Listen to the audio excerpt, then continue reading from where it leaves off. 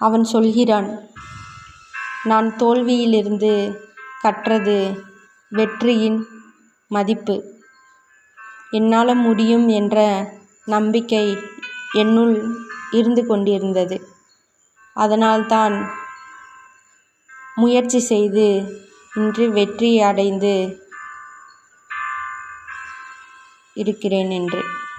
இன்று அவன் நிறுவனம் அவன் கிராமத்துக்கு ஒளி கொடுக்கிறது. முன்பு இருட்டில் இருந்த வீடுகள் இப்போது ஒளிர்கின்றன. மக்கள் சிரிக்கிறார்கள். குழந்தைகள் இரவில் பாடம் படிக்கிறார்கள்.